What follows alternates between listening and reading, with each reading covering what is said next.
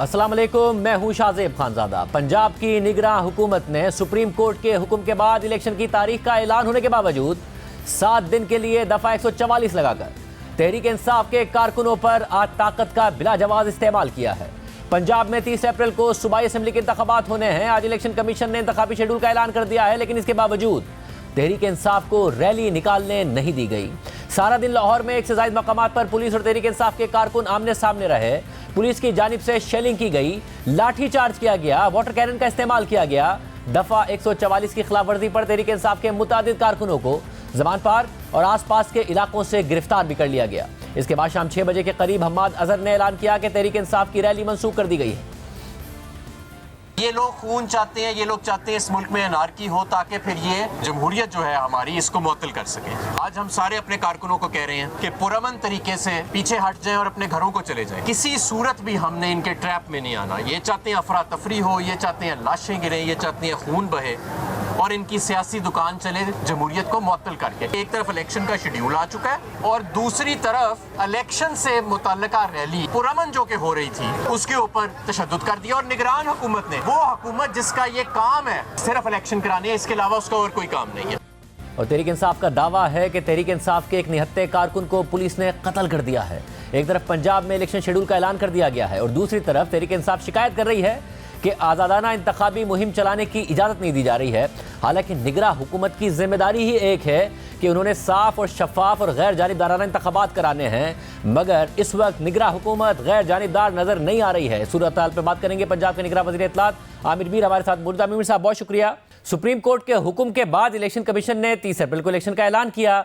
जब इलेक्शन होंगे तो इलेक्शन कैंपेन भी होगी, मगर आर्टिकल 144 लगाना, उसके बाद इस तरीके से कारकुनों को टारगेट करना, तहरीक इंसाफ कह रही है आपने हुक्म अदूली की है, कंटेम्प्ट की है सुप्रीम कोर्ट की। कहाँ पर? लाहौर में? नहीं शाहजेब, देखें लाहौर में तो प्रॉब्लम ये था कि आज यहाँ पे औरत मार्च हो रहा था, दूसरी जानिब ये हया मार्च वाले थे जिनकी तरफ से ये धमकी दी जा रही थी कि हम इन पे तेजाब फेंकेंगे। हमारे लिए बड़ी मुश्किल सूरत हाल थी। फिर कोर्ट के ऑर्डर्स भी आ गए, हालांकि हम पहले भी इनको बता चुके थे कि आपको मार्च करने के लिए हम सिक्योरिटी देंगे, आप कीजिए मार्च। अब ये खान साहब ने जो अपना ये फैसला किया ये आज रैली निकालने का, अब इनका जो रूट था वो नासिर बाग से होके जा रहा है जहां से औरत मार्च जहां पे होना था। अब ये यहाँ से होके इन्होंने अपना अनाउंस किया कि हम जाएंगे दाता दरबार। तो हमारे लिए तो प्रॉब्लम ही प्रॉब्लम था कि ये जुलूस जो है इसने जब औरत मार्च के रूट को क्रॉस करना है तो यहाँ पे आपको पता है 3 सूबों में टेररिज्म हो चुका है। अब पंजाब के हवाले से खदशात हैं और फिर यहाँ पे आपको पता है कि लाहौर में PSL को टारगेट किया गया था पिछली मरतबा भी 2 साल पहले। तो यहाँ ये खदशात थे लॉ एंड ऑर्डर के कि कोई किसी किस्म की कोई ऐसा वाकया हो सकता है। आपको पता है अब सुइसाइड बॉम्बिंग जो है वो चलती नहीं, मगर आमिर साहब इसमें बस आपने कहा कि एक तो औरत मार्च था, हया मार्च वालों ने कहा कि औरत मार्च पर तेजाब फेंकेंगे, तो क्रैकडाउन ऑर्गेनाइजर्स ने बताया। तो क्रैकडाउन तो हया मार्च के ऊपर नहीं किया आपने। क्रैकडाउन तो जो नजर आ रहा है कि शेलिंग हो रही है, किस तरीके से गाड़ियां तोड़ी जा रही हैं, किस तरीके से पुलिस टारगेट कर रही है, वो तो आपने तहरीक इंसाफ के कारकुनों को किया। कहाँ पे? लाहौर में? नहीं, लाहौर में नहीं, आपने इस्लामाबाद में देखा होगा जो औरत मार्च का मसला हुआ है वो इस्लामाबाद में हुआ है। लाहौर में आमिर साहब मैं कह रहा हूँ कि आपने टारगेट तहरीक इंसाफ को किया, हया मार्च को नहीं किया, औरत मार्च पे नहीं कह रहा, वो तो इस्लामाबाद में हुआ है, आप दुरुस्त कह रहे हैं। आपने कहा ना कि धमकी तो हया मार्च ने औरत मार्च वालों को दी थी, टारगेट आपने तहरीक इंसाफ को कर दिया। नहीं, तहरीक इंसाफ कहाँ पर टारगेट हुई है? आप ये देखें कि अब अचानक मतलब अब मैं थोड़ी सी ये पॉलिटिकल बात हो जाती है, मैं मतलब निगरान गवर्नमेंट के वजीर की हैसियत से करनी नहीं चाहिए, लेकिन प्रॉब्लम ये है कि आप 2 रोज पहले तक अदालतों में पेश नहीं हो रहे। आप कह रहे हैं कि जी मेरी टांग का प्लस्तर और मुझे फाइल्स का मसला हो गया, मैं अदालत में पेश नहीं हो सकता, वीडियो लिंक पे ले लें, और फिर अचानक आप 2 रोज बाद ये अनाउंस कर देते हैं कि मैंने इलेक्शन कैंपेन शुरू कर दी है। तो इसका मतलब है कि ये जुडिशरी को भी मामू बना रहे हैं और पुलिस को भी मामू बना रहे हैं।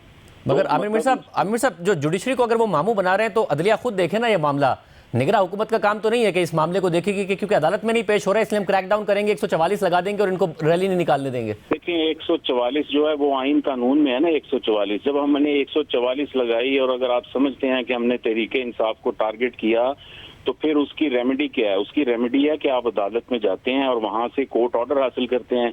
अब अगर आप ये करने की बजाय डंडे और पत्थर लेके सड़कों पर निकल आएंगे और पुलिस वालों के सर फाड़ेंगे, इन्होंने 11 पुलिस वाले जख्मी किए हैं, एक एसपी का सर फाड़ा है, तो ये तो देखे ना, अब हम ठीक है माना कि निगरान है, लेकिन क्या बिल्कुल हाथ पैर छोड़ के बैठ जाएं? मगर आमिर मिर्जा साहब, नजर आ रहा है कि पुलिस ने पहले अग्रेशन दिखाया है, वहां खवातीन मौजूद हैं, निहत्ती मौजूद हैं, उन पर भी अग्रेशन दिखाया गया है। नहीं, आपने कोई एक वीडियो देखी होगी, यहाँ पे ये सारे दिन से ये पत्थर मार रहे हैं, उकसा रहे हैं, डंडे लेके ये निकले हुए हैं। इवन इनकी खवातीन जो हैं डंडा बरदार, उनकी वीडियोस सोशल मीडिया पर वायरल हैं।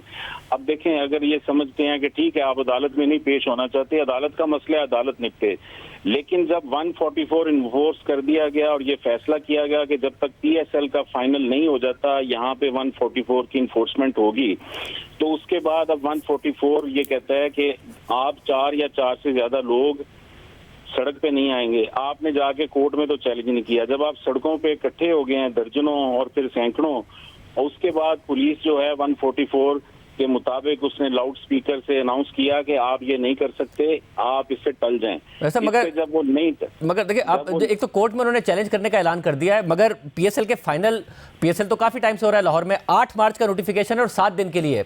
या तो औरत मार्च के लिए था तो फिर 1 दिन के लिए होता, अगर 7 दिन के लिए है, 8 मार्च का नोटिफिकेशन है, तो आप तो तहरीक इंसाफ ही को टारगेट कर रहे हैं ना?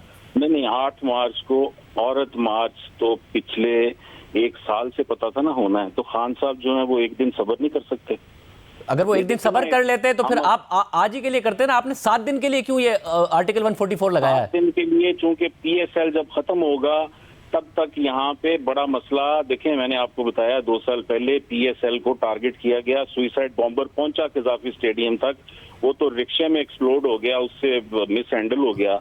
मगर आमिर मिर्जा फिर इमरान खान साहब ने जब रैली का ऐलान किया उसके बाद 8 मार्च को क्यों 144 आया? PSL तो पहले से हो रहा है, पहले 144 का ये नोटिफिकेशन करते अगर तहरीक इंसाफ स्पेसिफिक नहीं है। नहीं, मैं बता रहा हूँ आपको कि आज औरत मार्च था, इसलिए ये प्रॉब्लम जो लॉ एंड ऑर्डर की, मैंने आपको पूरे रूट की भी सूरत हाल बता दी है। ये नासिर बाग से होके ये रूट सारे का सारा जो रैली है, इसने दाता दरबार जाना था। प्रॉब्लम देखें, जब कोई वाकया हो जाता है तो फिर कहेंगे जी कि देखें ये वाकया हो गया और ये जिम्मेदार हैं।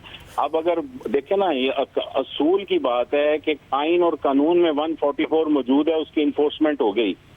आप कहते हैं कि ये गलत है, तो जुडिशरी कितनी दफा फैसले देती है कि ये गलत है? देती है ना जी फैसले, तो कोर्ट में जाए ना आप। अब आप रात को अनाउंस कर रहे हैं हम कोर्ट में जाएंगे, भाई जब ये आपको पता लग गया कि इन्फोर्स हो गया है तो इनको तो जुडिशरी फौरन फैसला देती है ना इनके हक में, तो फौरन अदालत जाते कहते जी ये ऐसे कर रहे हैं तो हमें जो है ना आप 3 बजे से पहले, 2 बजे से पहले हमें आप फैसला दें, हमारा जो है जी ये रैली जो है इसने जाना है दाता दरबार।